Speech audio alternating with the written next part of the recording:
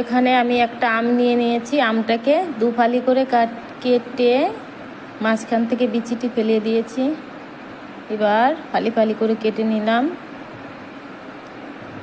দেখো কেটে নিয়েছি। এবার এর ভিতরে দিয়ে দিলাম লবণ,